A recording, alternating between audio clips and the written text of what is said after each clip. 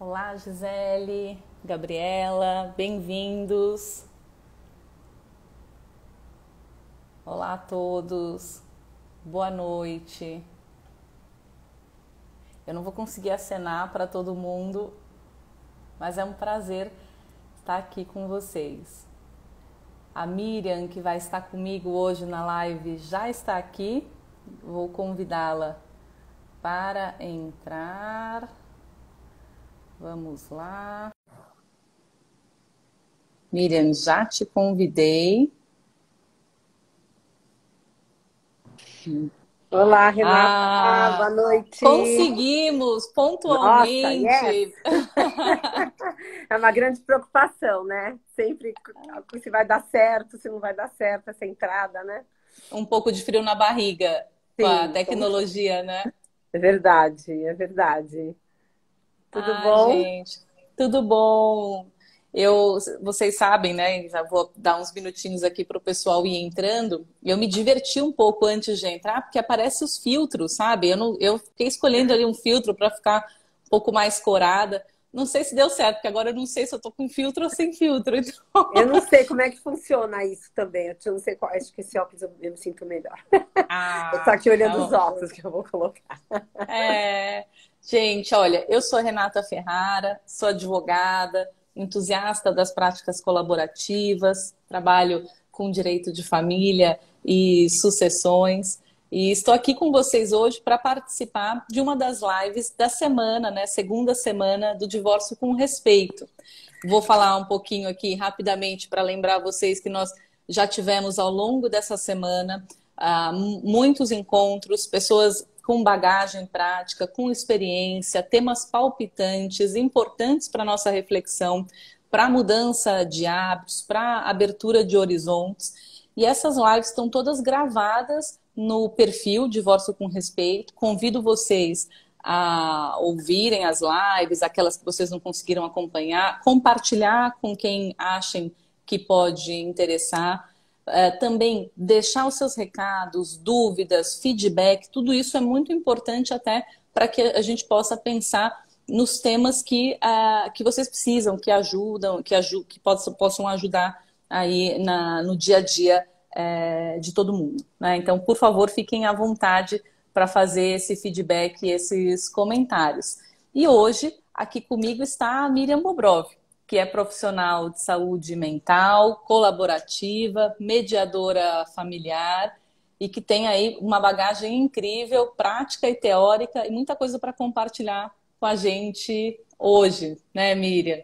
Obrigada pelo convite. Eu estou super assim feliz de estar aqui falando nessa semana do divórcio com respeito, que eu acho que é fundamental, né, nos dias de hoje. Então, estou muito contente de estar participando desse papo aí hoje.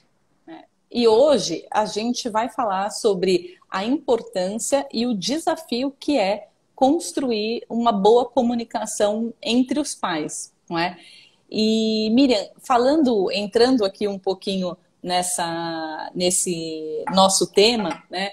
A gente está aqui numa semana que fala do divórcio com respeito, né?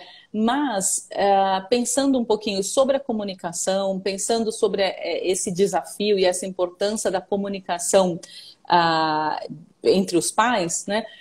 Me parece que isso vem antes até de um momento de solução, né? Que a construção de uma boa comunicação ela talvez nasça antes dos filhos ou com os próprios filhos ou o que você pensa sobre essa questão da comunicação, ainda não entrando aqui no divórcio, antes dele, né? Então, eu acho que a questão da comunicação entre os casais começa a partir do momento que eles vão resolver formar um casal conjugal, porque cada um traz suas experiências, suas crenças, seus valores, como é que eles querem viver, como é que eles vão se organizar como casal. Então, já tem essas conversas, que seria o ideal que tivesse sempre, lógico, né? Não. Então, eles vão se compondo para formar esse casal conjugal. Com a chegada do primeiro filho, eles vão, além de serem um casal conjugal, eles agora tornam-se um casal parental. por mais que eles se preparem também com o nascimento, com as roupinhas, o quartinho e com o nome que vai chamar, tem questões mais profundas, porque a vida deles muda. A hora que chega um bebê tão pequenininho, muda a vida deles. E eles têm que também conversar, fazer várias negociações, né? Eles têm que se adaptar para a chegada desse filho. Eles têm que se unir nas tarefas da educação, nas tarefas domésticas, na questão financeira, como eles vão se organizar financeiramente para... Então, essa comunicação entre os casais, ela se dá a partir do momento que eles se formam, né? E com a chegada dos filhos, eles começam trazem também o jeito como eles foram educados. Eles também trazem... Chega para eles, verbalmente e não verbalmente, o que eles receberam. E muitas vezes também geram conflitos, porque um vem de uma família mais rígida, o outro vem de uma família mais flexível. Então, como é que é? Vamos deixar a criança chorar, o filho chorar, dar chupeta. Então, são tantas conversas, né? Como que vai... demanda livre, não com horário marcado. E como é que eles conversam sobre isso, né? E Miriam, imagino que o casal, e você na sua prática deve lidar com isso, ele tem muitas expectativas para aquele filho que vai chegar, né? E de como as coisas vão acontecer, e de quanto que eles se prepararam. No momento em que a criança chega, as coisas acontecem como eles estavam esperando, ou mais comum é que as coisas aconteçam de forma diferente?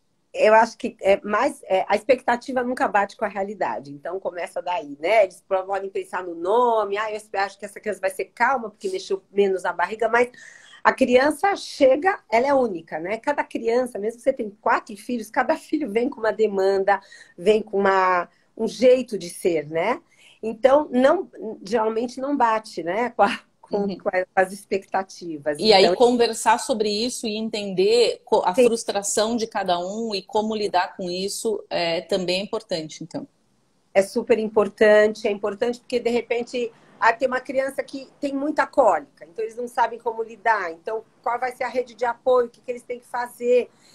Eu não dormi a noite inteira, o pai vai ter que ficar uma noite... Então, são várias questõezinhas que eles vão ter que se amoldar. Aí a outra criança... troca o dia pela noite, um chora, outro troca o dia pela noite. Então, assim, não dá para saber. A criança não vem com esse manual de instruções, né? E eles vão ter que se adaptar a cada criança que for chegando. E no primeiro filho ainda tem que se adaptar à nova realidade. Porque antes eles tinham uma rotina, um jeito de lidar com as questões, com o dia a dia deles, com o trabalho, com os amigos, com a família, com viagens, e vai ter que mudar tudo. Eles vivem quase que Eu já escutei isso de uma pessoa falar assim, eu tô vivendo um luto, porque minha vida mudou. Eu não tenho, e nunca mais vai ser aquela minha vida. Então, como é que você integra isso dentro de você e pode conversar e trocar com seu parceiro, com sua parceira, essas questões, né? Essas mudanças que acontecem.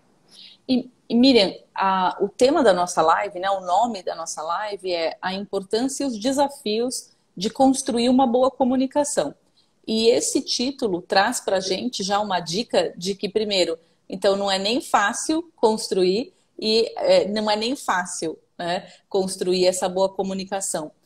Onde que a gente escorrega na hora de construir, de se comunicar? Né? Porque para a gente construir uma boa comunicação, talvez faça sentido entender o que é uma má comunicação. Então, onde que os pais, onde que as pessoas, eu, você, enfim, onde está a dificuldade na comunicação? Tem várias dificuldades, mas uma que eu vejo assim, que é muito forte é a dificuldade de escutar o que o outro está dizendo. Às vezes a gente acha que já conhece o que o outro pensa, então quando ele começa a falar ou ela começa a falar, já sei que vai falar, então já está preparado para rebater o que está escutando e não escuta até o fim.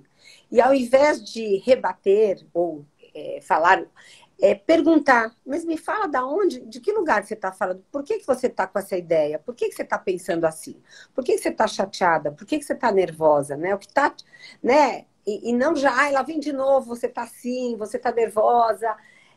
Então, o que eu acho que ajuda muito é essa escuta genuína, essa escuta, esse acolhimento e perguntar para entender mesmo, né? De que lugar o outro está falando. Tentar entender mesmo para que eles possam sair do certo e errado, do que eu já sei que você vai falar, e ampliar, né? Abrir essa escuta para criar saídas novas, né? Porque senão fica aquela coisa, lá vem ele de novo falar, lá vem ela de novo falar, eu já sei o que está pensando. Não, me explica melhor, vamos construir algo daqui para frente. Que é o que os casais terminam fazendo quando se separam, né? O entender que você fala, né? A pergunta genuína, essa curiosidade, né? Sim. Para saber por que é que a pessoa pensa daquele jeito ou o que é que a leva a pensar daquela forma. Entender não significa que eu vá concordar, Não. né? Eu preciso entender melhor até para saber se alguma coisa daquilo faz sentido, em que medida eu consigo conviver com um determinado ajuste também no meu pensamento, né? Sim. E você acha, Miriam, que a gente julga muito quando está ali numa comunicação, talvez procurar, então ter mais curiosidade para ouvir e menos julgamento antecipado pode ser uma dica também para prestar atenção na nossa comunicação. Assim, não só julgamento, mas a gente já conclui, né? Eu não sei nem se é tanto julgar, mas a gente já Uhum. conclui. Ah, já estou entendendo o que você quer dizer, já entendi. Não, né? Mas me explica melhor, né? O que você pensou? E assim, é um exercício que nós não fomos acostumados, né? É uma mudança mesmo também de se relacionar. Nós não tivemos essa educação, né? Não tivemos isso. Acho que assim, hoje em dia está se transformando, mas nossos pais Uhum. assim, filmando, não tinha muito essa abertura para essa troca Uhum. e para esse acolhimento do outro, né? Hoje em dia tem um cuidado maior. Pai que Você dorme. sabe? Desculpa, Não, não. deu um delay aqui. Você disse que hoje em dia até tem uma preocupação maior com essa questão da comunicação, uma relação mais respeitosa, né? Sim, sim, mais Você, comunicação, concordo.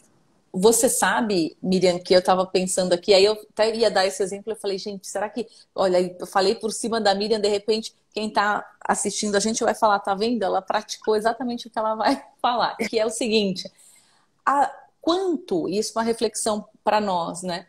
Quando eu estou numa conversa, quanto de verdade eu estou ouvindo o que o outro está falando e quanto eu estou esperando para falar, né? Porque muitas vezes a gente está ali, aqui na live, claro, é uma situação diferente, a gente está um pouco envergonhada, com receio e tal, mas aqui a Val fez uma pergunta, a gente já vai entrar nisso também, obrigada, Val, mas as pessoas, em geral, muitas vezes não tô escutando. Eu estou esperando para falar. Eu já tenho uma opinião formada sobre aquilo. Sim. Então, o exercício de ouvir e não simplesmente esperar para falar é algo que pode nos auxiliar, né? Sim, porque você fecha possibilidades, né? Porque você já vem você já tem a resposta, você só está esperando ela parar de falar para você dar a sua resposta. Você não está ampliando possibilidades. E Miriam, deixa eu te perguntar uma coisa. Você, como profissional da saúde mental, ainda antes de entrar na parte do divórcio, né? Você acha que o casal, com a chegada do filho, que precisa então encontrar uma forma de construir uma comunicação, de enfrentar as dificuldades, posso buscar um terceiro, posso buscar um profissional de saúde mental? Isso é uma prática comum ou poderia ser e poderia ajudar esses casais? Eu acho que é uma prática cada vez mais comum. Eu acho que sim, o puerpério para muitas mulheres às vezes é muito solitário e elas se ressentem muito, então isso também termina afetando a comunicação, os jeitos de cada um agir. Tem muitos casais assim que estão passando com fases dos filhos que não sabem como lidar mesmo. e pensam muito diferentes. Então, a ajuda de um profissional para ajudar a pensar, para ajudar a ampliar possibilidades, né? E não ficar, não, tem que ser desse jeito, tem que ser daquele jeito, vamos construir algo que atenda a esse casal. Eu acho que ajuda muito.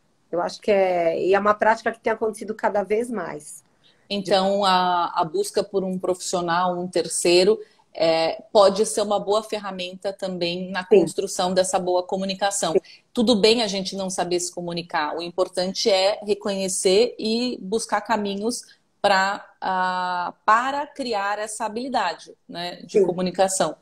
sim. A Val fez uma pergunta aqui, que é a pergunta de US$ 1 milhão, que é o seguinte, Miriam, às vezes o casal já se comunicava mal, enquanto casado, durante a união, antes da dissolução. Depois da separação, eles seguem no mesmo barco, nessa mesma toada, se comunicando super mal. Como fazer para mudar essa dinâmica ou se adequar à nova dinâmica, né, pós-separação e criar, então, num momento que já é muito difícil, como fazer para se comunicar melhor? É possível, né? É possível criar uma boa comunicação pós-divórcio? Para quem Sim, já se comunicava mal, né? eu acho, mas eu acho que bom, eu sou uma otimista nata e eu acho que sempre é possível, sim. E eu acho que aí entrando, puxando o lado das práticas, né? Esse trabalho que os profissionais da saúde mental fazem com os pais é de conscientização de que agora eles não são mais um casal conjugal, mas eles vão continuar sendo um casal parental. Eles têm que formar um time, porque os filhos precisam desses pilares, né? Isso dá segurança para eles. Eles precisam sentir que, independente dos pais não morarem mais juntos, a vida deles vai ser assistida por esses pais. Né? Que o pai vai continuar levando o filho na natação na terça-feira, e que a mãe vai continuar levando no futebol na quinta. Isso dá uma segurança para os filhos. Os filhos sentindo que os pais estão alinhados, eles não vão criar alianças. Então, é um benefício para todos. Então, acho que sabendo que eles agora tudo bem, já não se davam bem, não tem uma boa relação, mas vamos falar agora como pai e mãe aqui, daqui para frente, esquece as suas, as suas Diferenças, incompatibilidades. isso, mas vamos pensar aqui como um time agora. Agora somos um time pai e mãe.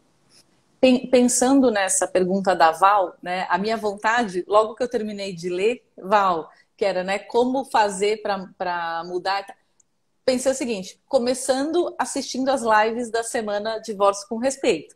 Por quê? Porque se a gente passar por toda esse roteiro de lives, isso é uma receita do bom divórcio, né? É uma receita de como lidar com as suas dores, de como estar atento também ao outro, de como não escorregar nos erros tão comuns que as pessoas usam nas dificuldades, né? Lidar um pouco com as suas, reconhecer a sua vulnerabilidade, buscar ajuda. Então, se tratar com respeito é o que o movimento vem trazendo, né? Então, maratonar as lives é a primeira recomendação para quem quer criar uma boa comunicação aí como pai e mãe. E, Miriam, você falou uma coisa muito interessante, né? Foi o primeiro momento na nossa live que essa expressão chegou, que é a do par parental, né?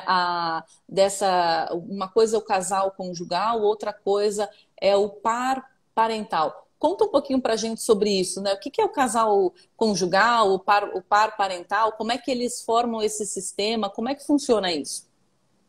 Então, a família ela é um sistema constituído de vários subsistemas. Então, tem o sistema conjugal, que é o primeiro sistema, depois tem o sistema parental, e depois tem o sistema fraternal também, que é dos filhos, né?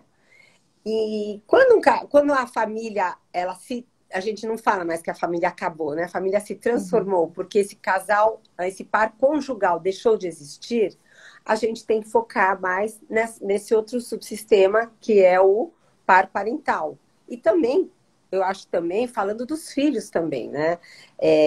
E a gente sabe que falando agora, fazendo puxando o par parental para a comunicação, que é o tema da nossa live, a gente sabe que quando um casal ou qualquer pessoa entra em crise, a primeira coisa que é afetada é a comunicação. Porque eu não quero olhar para a cara dele, porque eu estou chateada, porque eu não quero falar com ela, porque ela me magoou, enfim. Então, esse trabalho de resgate da comunicação, né, de conversas, o que eu precisaria para estar sentando, já que aquilo que a Val falou, né? Como é que faz, né? A pergunta de 1 milhão para sentar, é isso. Tentar entender o que esse casal que está se separando precisaria para sentar, para pensar nos filhos daqui para frente.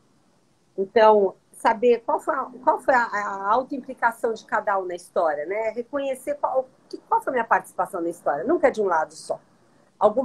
Então, tentar entender, tentar acolher as dores, as mágoas que cada um esteja passando. Nunca o timing é igual, as emoções são iguais. Um já está mais elaborado, o outro soube ontem. Um está na raiva, o outro está deprimido. Não conseguem fazer uma boa conversa, né? Porque a lente está para essa ampliada, ampliada para essas questões. Então, esse trabalho do profissional da saúde mental, de acolher essas emoções, de tentar entender e tentar entender bem a necessidade de cada um. O que eu preciso daqui para frente? Agora já estamos falando do divórcio, né? O que eu preciso daqui para frente? Para sentar e ser um time com essa pessoa que foi meu parceiro, minha parceira. Então, dado esse acolhimento e dado a gente entender as necessidades, a gente começa a preparar esses dois para conversar. Para que eles... Pode falar. O que você ia falar? Não. Eu vi uma pergunta aqui e aí já me deu uma coisa, mas tá vendo? Mas estava prestando atenção, Miriam, no que você estava falando, de como trazer as pessoas para conversar. Essa comunicação, né? E também tem mais uma questão, né? Os filhos estão... Como é que foi colocado para esses filhos? Como foi a comunicação deste casal para os filhos, né? Para que eles não se sintam os responsáveis por essa separação, né? Como que nós vamos contar para os nossos filhos? E para cada idade ter um jeito de falar. Né? Eu vi aqui, Miriam, 2 perguntas que têm tudo a ver com o que você está falando, né? E a primeira delas, que você falou da autorresponsabilização, falou de qual é a minha contribuição para aquela comunicação que foi boa ou ruim. E a Maria diz assim, olha, o meu sonho, não é uma pergunta, é um externar, né? O meu sonho é que o meu divórcio aconteça com respeito, né? E aí, ouvindo você, Miriam, a minha reflexão sobre isso é: o que eu posso fazer para realizar esse sonho? O que eu posso fazer para que o meu divórcio aconteça com respeito? Porque a gente não pode se responsabilizar pela conduta do outro. Então, eu não posso agir pelo outro para o divórcio, para que o divórcio seja realizado com respeito, mas eu posso cuidar da minha atitude. Então, o que é que está ao meu alcance para que o divórcio aconteça com respeito? E isso tem um poder, inclusive, né? A nossa toada, a nossa conduta, o nosso comportamento, ele pode gerar comportamentos no outro. Então, que dança eu estou chamando o outro, que convite eu estou fazendo para essa dança? Então, isso é uma coisa que bate do comentário com a sua fala, né? Começar pensando como é que meu sonho é que o divórcio seja com respeito, ok, como eu posso contribuir para esse sonho se realizar? E, inclusive, até contando para o outro. Olha, eu gostaria muito que nós pudéssemos organizar um divórcio com respeito. E para mim, um divórcio com respeito é aquele em que nós aprendemos a nos comunicar. Então, vamos buscar um profissional que tenha uma experiência com esse tipo de comunicação. Eu não me comprometo a não te xingar e peço que você não me xingue. Eu me comprometo a não te interromper, peço que você não me interrompa. Então, fazendo esses combinados pontuais e que tem a ver com a comunicação. Né? Sim. E aqui o Cláudio... Pode falar. Não, e complementando, eu acho que é importante que esses pais se conscientizem, esse casal se conscientize que eles têm filhos. E eu gosto muito dessa pergunta, né? Que história vocês querem que os filhos de vocês contem sobre o divórcio de vocês? É isso também? Está implicando um divórcio com respeito? Vocês querem que conte que teve brigas, que teve ações? Ou vocês querem que conte que, olha, nossos pais não se davam bem, mas eles conseguiram harmoniosamente fazer essa separação, pensando na gente, pensando como pais e não mais como um casal que briga. Uhum. Só para complementar o que você estava Sim, não, perfeito. E o Cláudio, Miriam, aqui também, já no link do que você estava dizendo, ele diz assim: boa noite. Qual a principal ajuda para iniciar uma boa comunicação? Os advogados podem ajudar? Porque o papel dos advogados e a responsabilidade do advogado também para que aquele divórcio aconteça com respeito é muito importante, né? É muito grande essa responsabilidade. Eu posso falar como advogada, né? As pessoas chegam para nós muito doídas, né? Elas chegam vivendo aquele momento que é doloroso e é um momento muito importante. E o advogado, ele tem uma responsabilidade de acolher, mas de ajudar a criar clareza, de não perder o distanciamento, que é o que te traz clareza, né? E não colocar lenha na fogueira, né?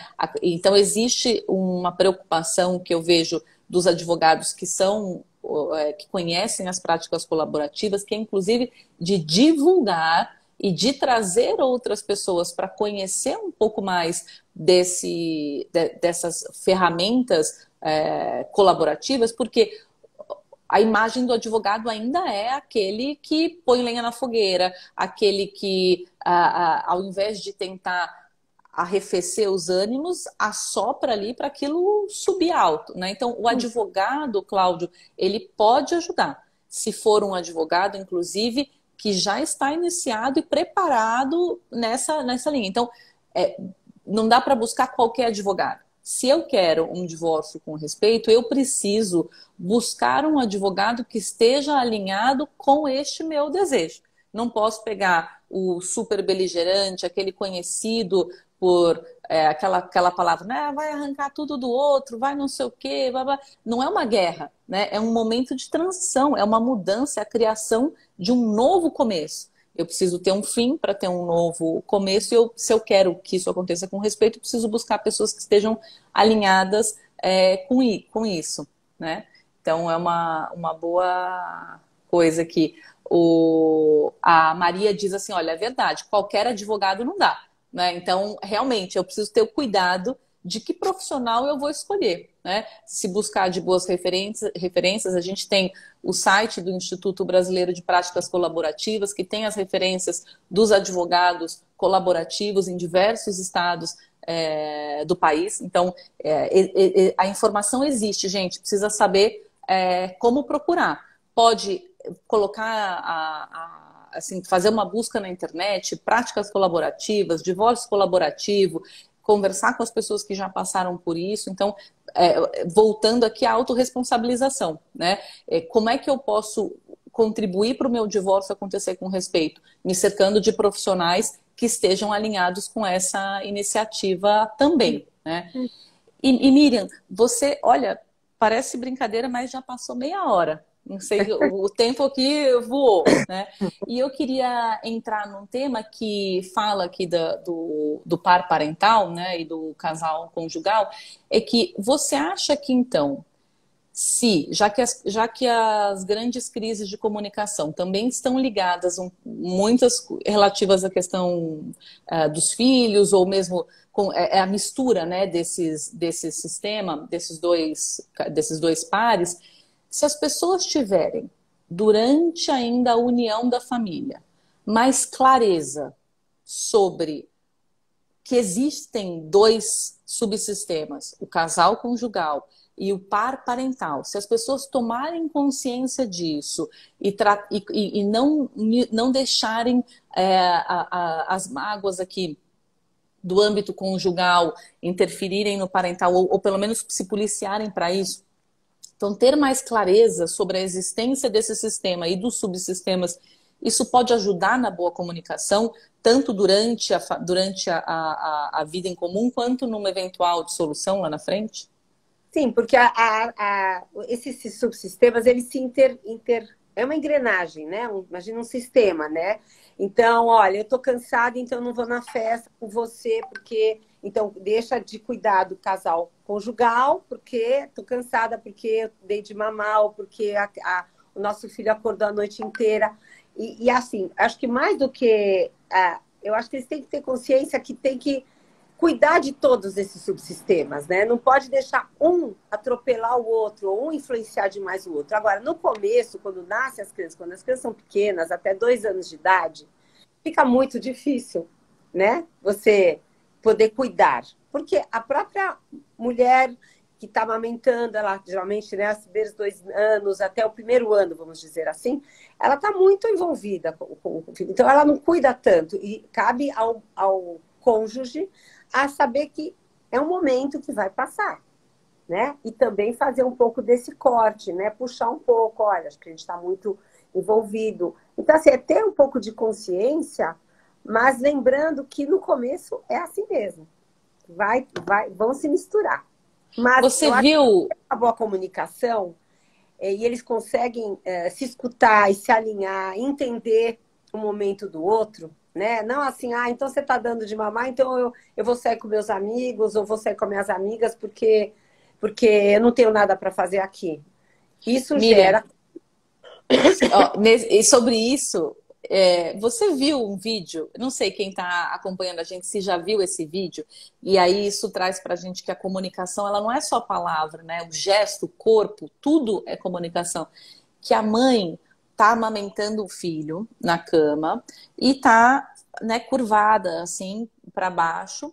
E o marido, o companheiro, o pai da criança está deitado junto e ele vê que a moça sentou para amamentar. E o que que ele faz? Ele vai atrás dela e se coloca numa posição em que as costas dele dá suporte para as costas dela. E aí, quando ele faz isso, ela relaxa, né, um pouco. Você veja, ele não falou nada, né? Ele demonstrou o apoio e a parceria naquele momento. Quer dizer, eu não posso amamentar por você, mas eu posso te ajudar a esse momento ser mais confortável para você, né? Eu não posso amamentar, mas eu posso dar o banho, eu posso trocar a fralda, eu posso pôr para rotar. Eu acho que isso que vai dando também, esse casal conjugal, vai formando esse lado parental de alinhamento, de cumplicidade como pais, não só como marido e mulher ou como casal, mas como, né, essa cumplicidade de pais agora. Estamos juntos nessa história, né? Eu acho que hoje em dia, cada vez mais, não é só papel de uma das partes, né? Os dois, eles participam muito. Tanto é que também nos divórcios eles querem ficar metade do tempo com os filhos. Não quer essa coisa, só vou ver cada 15 dias e quarta-feira. Não, quero a semana toda. A gente faz vários divórcios que os pais querem, né, os pares, né? Eles querem estar juntos O nessa... mundo mudou, né? E Mudou hoje o muito. cuidado, ele é cada vez mais, né? Não é como era no passado, ligado ao gênero feminino. Então, ainda, claro, o judiciário não está totalmente ainda modernizado para pensar dessa forma, e existem muitas pessoas na sociedade ainda que também não, mas a gente vê, tem visto um movimento de percepção de que o cuidado não é mais uma questão de gênero, como ele foi visto ao longo do tempo. Ele é uma questão de jeito. E cada um vai descobrindo o seu jeito de cuidar. E aquela criança, a Glícia Brasil fala isso, né? Ela tem um texto maravilhoso que fala sobre isso, sobre o cuidado como uma questão de jeito e não uma questão de gênero. E essa criança ter contato com cuidados de jeitos diversos auxilia no repertório que ela vai levar para a vida. Né? E muitas vezes entender que o jeito do outro não é o meu jeito, mas é também um bom jeito, ou pode ser um bom jeito, faz parte também de uma boa comunicação para poder entender o jeito de cada um. Não é? E aí, E pode falar. queria falar que, falando já dessa relação parental, né, de agora de casais separados, esses acordos de parentalidade, e aí depois eu vou querer que você fale do seu aplicativo também, porque tem tudo a ver, que a gente vai construindo, que nas práticas a gente faz muito, é um tailor-made, um acordo sob medida para esse casal que está se separando, falando dessa questão, né? Tem vários jeitos. E esse casal que está se separando, eles vão fazendo acordos de convivência, e aí vai precisar de uma boa comunicação, já falando de comunicação, pais, para a convivência com os filhos deles. E cada casal, ou cada ex-par, eles têm necessidades diferentes, eles têm estilos de vidas diferentes, cada filho tem uma demanda diferente. Então, esse trabalho sob medida para cada filho, que cada um está numa idade, cada um tem uma necessidade, eu acho que é super rico. E pensar também que a vida é dinâmica. E essas crianças que hoje têm 2, 4, 6 anos, amanhã vão ter 10, 12, 14, são pré-adolescentes, que vão ter outras demandas. Então, essa comunicação, falando agora da importância da comunicação, é para o resto da vida. Aí um dia vai casar, um dia vai ser avô, um dia vai ter um batizado, um dia vai ter um aniversário de 15 anos. Né? Então, e é um exemplo, né?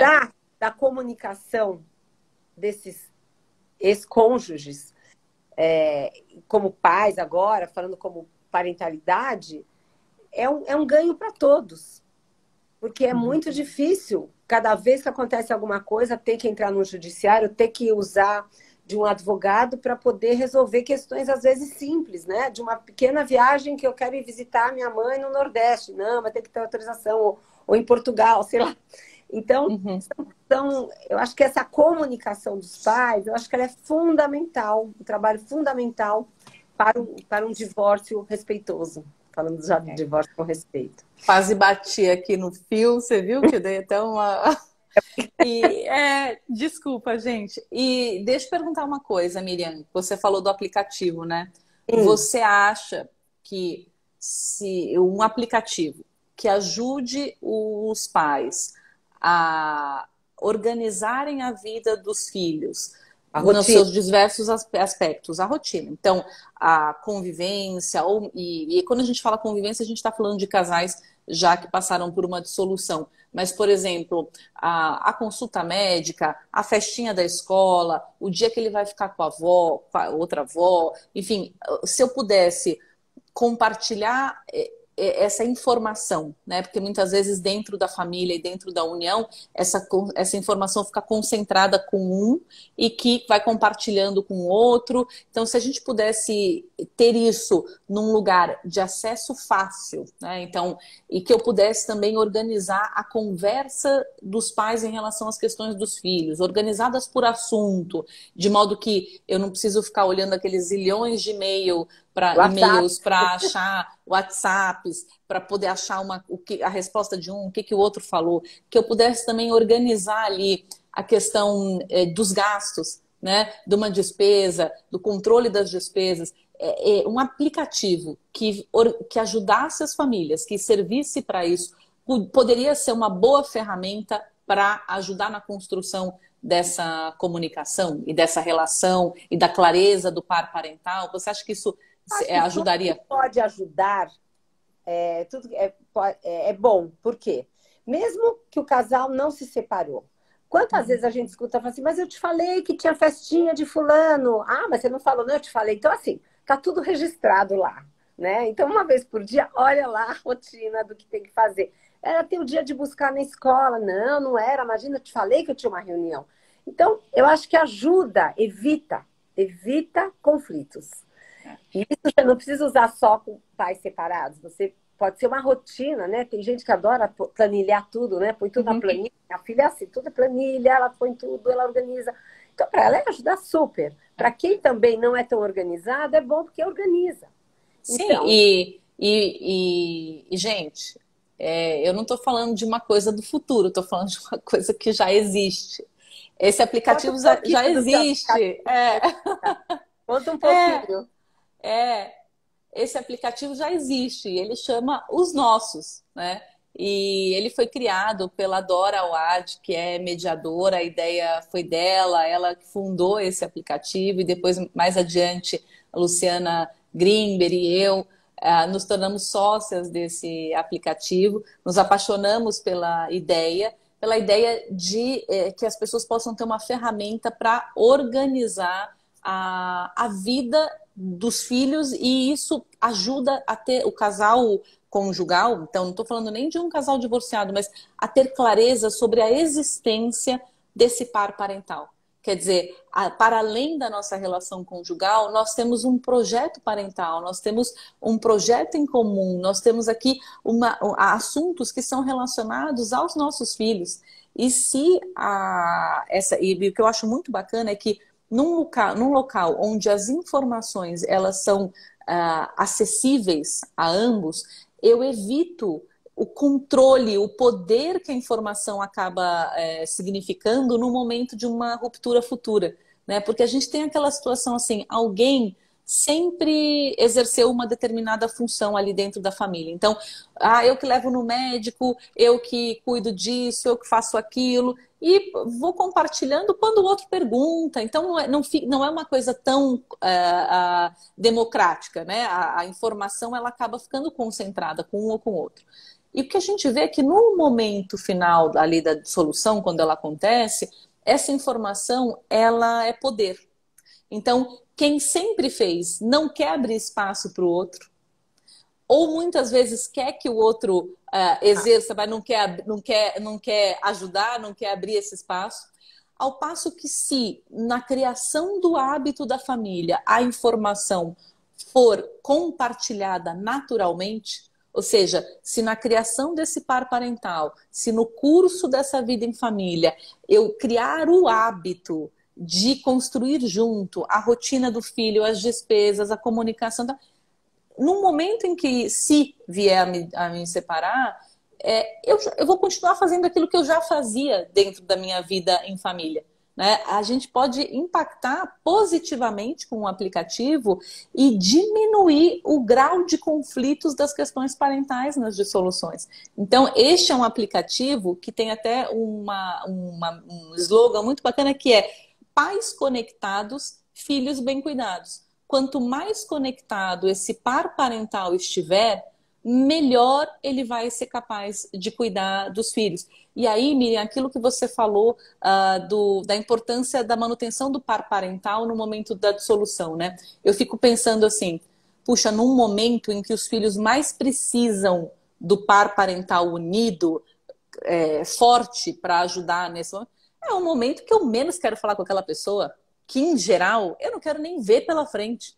Então, como, né, é uma situação muito difícil. Agora, se eu chegar nesse momento tendo construído bem essa relação parental, e aí o aplicativo ajuda nisso muito, puxa, talvez isso seja uma ferramenta muito bacana para um divórcio com boa comunicação e um divórcio consequentemente com respeito, né? Então, é muito interessante.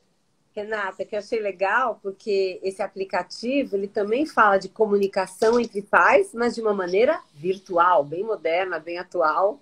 Então, é um jeito dos pais se comunicarem e terem alinhados toda a agenda dos filhos, né? Sim. Então, eu achei bem legal, porque super tem a ver com o tema da live também, né? Da comunicação entre pais, mas de uma maneira virtual. E essa parte da comunicação, Miriam, especificamente da comunicação direta mesmo, né, da conversa, o que é o diferencial do aplicativo, né? Poxa, eu posso conversar pelo WhatsApp, por que eu vou precisar de um aplicativo? Que no WhatsApp as conversas estão todas misturadas. Então, hoje eu falo da ida no zoológico, falo do pagamento da excursão, aí amanhã a gente quebra o pau. E ali, na semana que vem, quando eu vou precisar buscar uma questão do zoológico, eu tenho que passar por aquela conversa. E aí, quando eu vou lendo, aquilo já vai me dando um turbilhão de emoções. Ao passo que no aplicativo, o que eu consigo fazer? Eu consigo organizar por temas, né? Então, eu tenho a conversa do zoológico, ok, tá ali separado naquele tema. Um dia que eu preciso voltar àquilo, eu consigo não preciso passar pelos outros temas, né? Então, isso está bem organizado. Então, isso ajuda também a tratar de forma um pouco mais objetiva questões que são muito subjetivas, né? Muitas vezes. Então, permeadas aí de emoção. Gente, olha, já é 9h45, então estamos nos aproximando do momento final da nossa live. Eu vou buscar aqui a pergunta que o Cláudio fez, que ficou um pouquinho para trás, e que é uma pergunta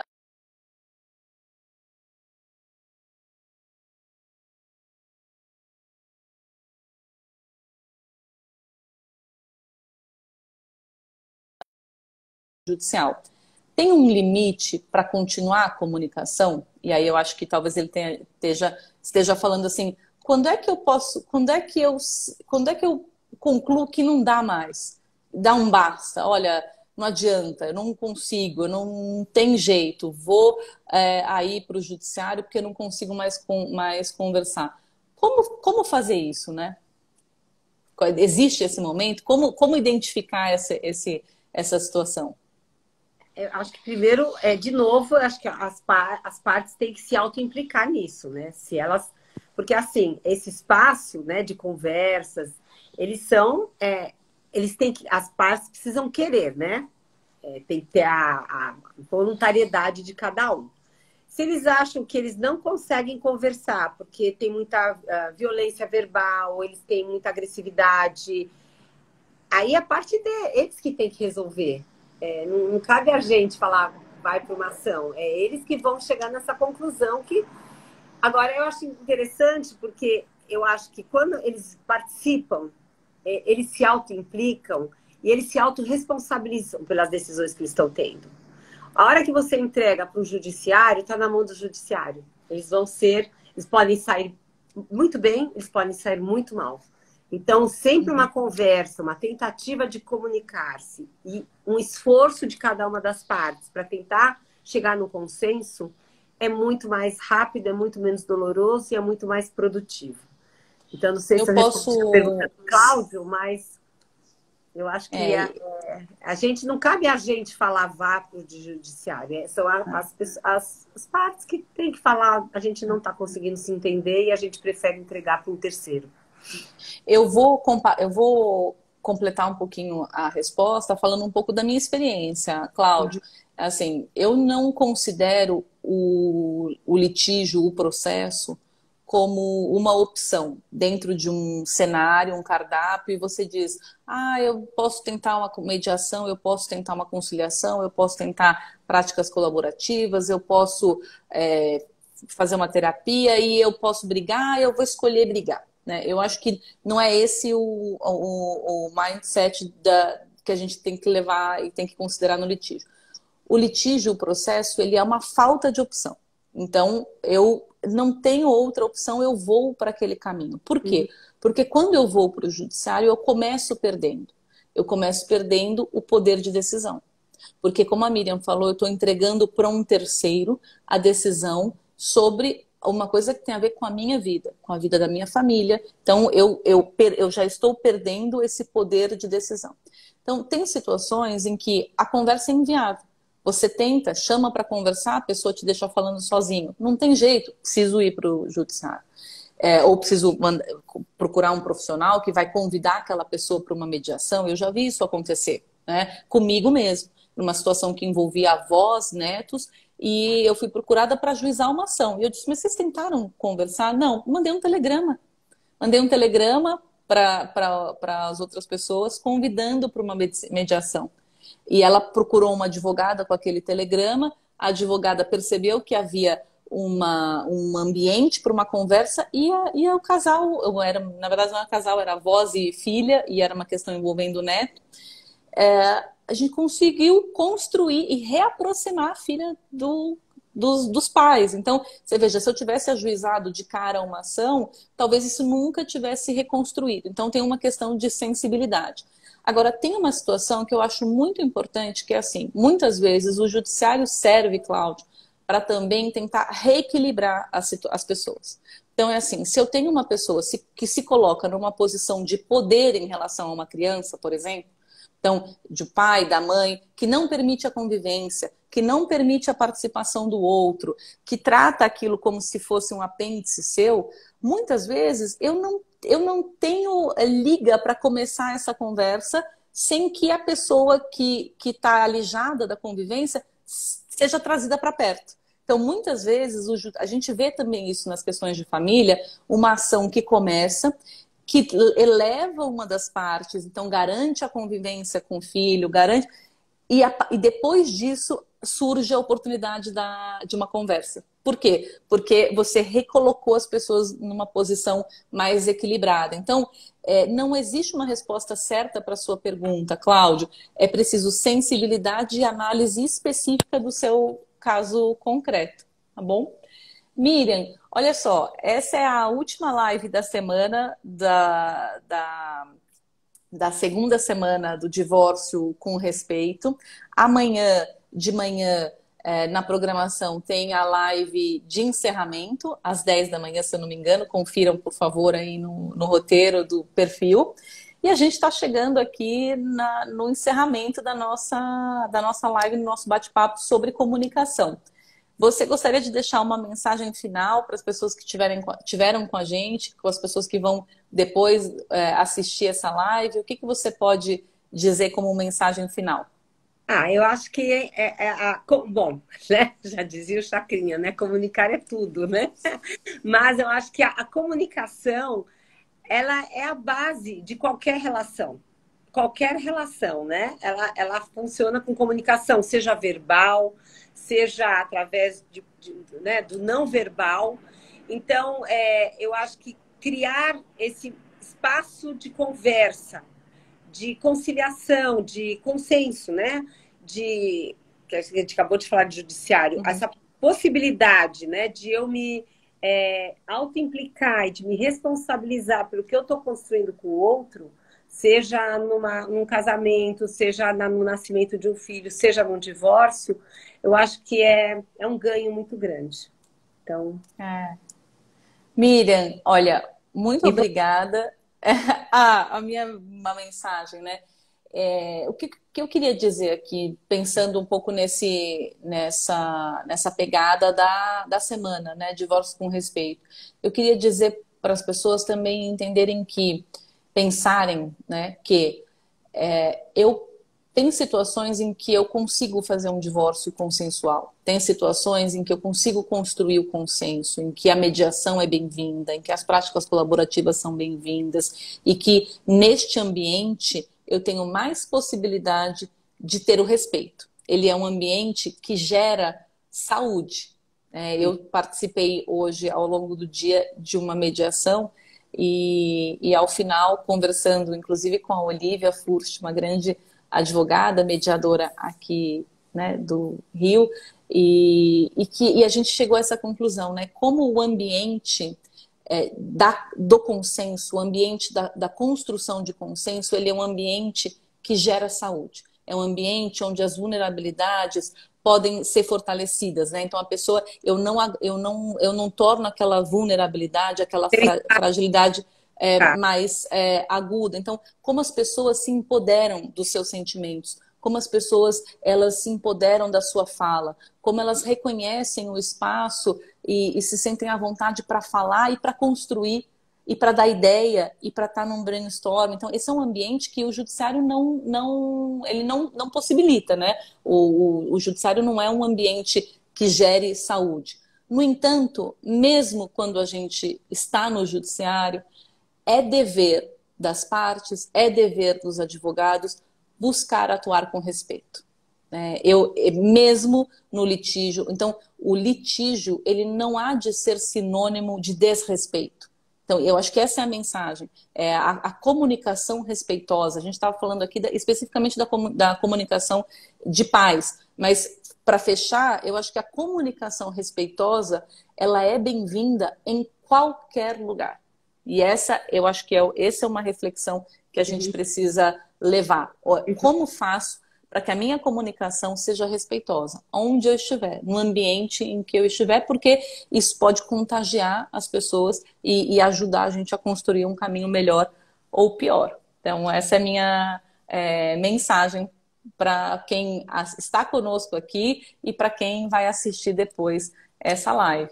Gente, muito boa noite. Hoje é sexta-feira, então, para quem aí trocou o jantar para estar com a gente, vão curtir, vamos agora celebrar a sexta-feira, né? Muito obrigada. Amanhã a live de encerramento aqui da segunda semana do Divórcio com Respeito. Obrigada a todos. Obrigada, muito obrigada também pela oportunidade de estar aqui conversando.